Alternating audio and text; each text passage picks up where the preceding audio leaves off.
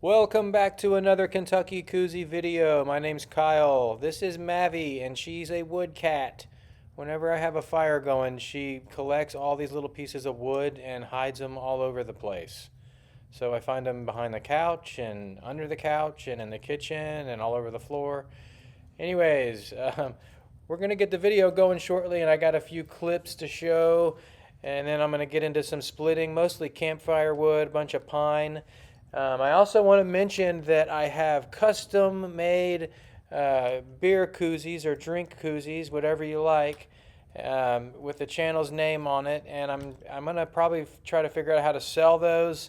I got my website in the making, but it's been kind of a pain to get going, but that's on the way. I'll have them to show you shortly. Stay tuned. All right, I just dropped off a delivery in the rain. I got it loaded up a couple days ago. Here's my tip for the day. If you get money, don't put it in your pockets. I would put it in your wallet immediately, because I've already several times forgot that I had money in my pocket. And later that day, I reached in and had $100 in there or whatever. So you don't want to wash your pants with $100 in it. Tip of the day. See you later.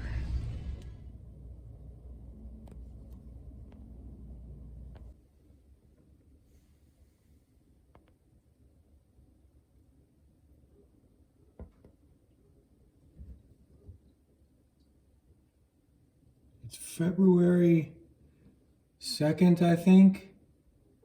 And this buck still has his antlers. Sorry, I'm filming through the window.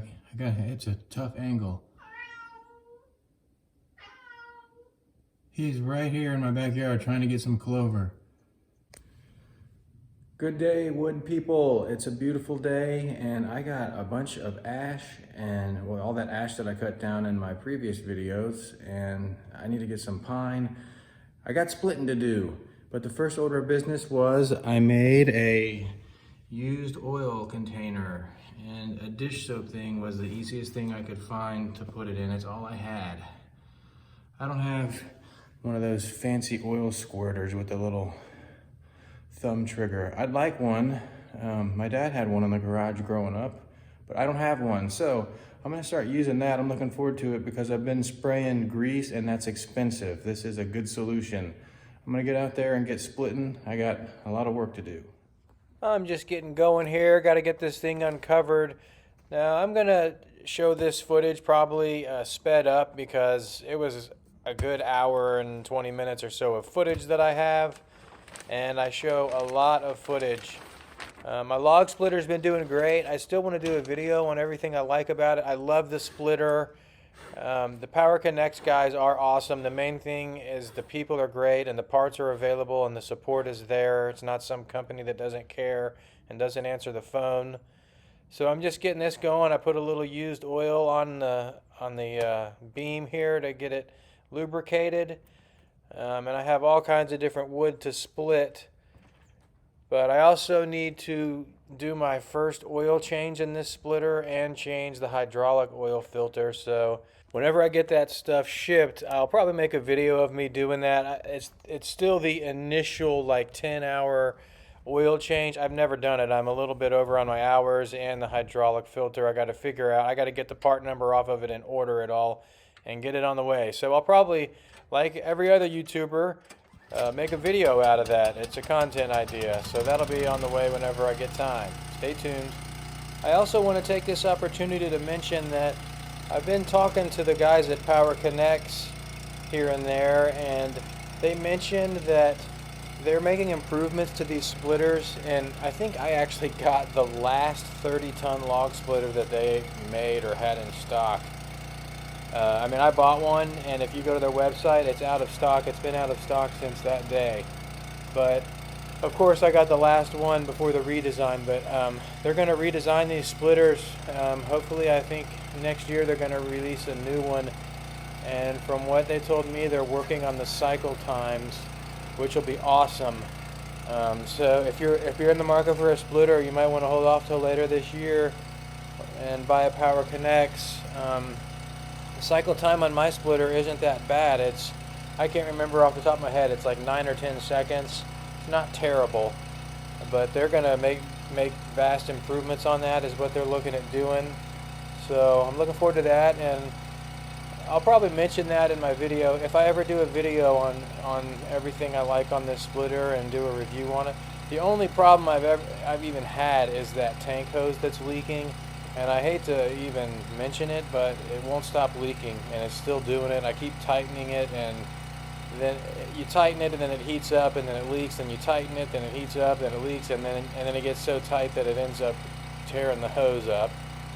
So my replacement hose is also still leaking, but I did buy that Parker suction hose. If you've been watching the videos, I showed that in my tank hose video, and I bought heavy-duty hose clamps, T-clamps, to try to put that Parker suction hose on, and that's going to be the next thing I do, and hopefully that fixes it. I mean, also the side that I put the rescue tape on is not leaking, I'm pretty sure, so before I use the Parker hose I might put rescue tape on the other side and try to do that. But anyways, that was a lot of talking.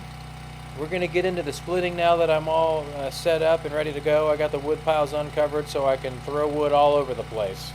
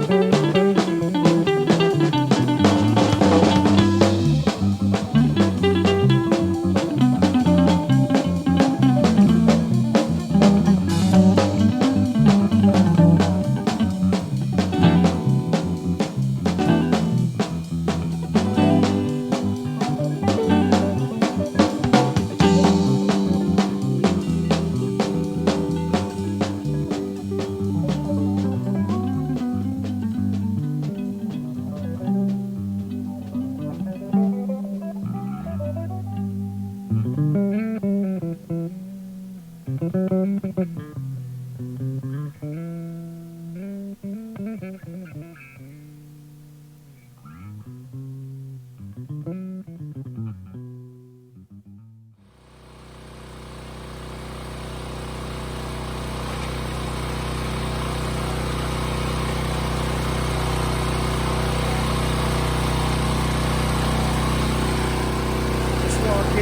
that's tree of heaven, which I think is an invasive species. It's pretty much a piece of crap, but it's just firewood. If you're gonna burn it, it'll burn.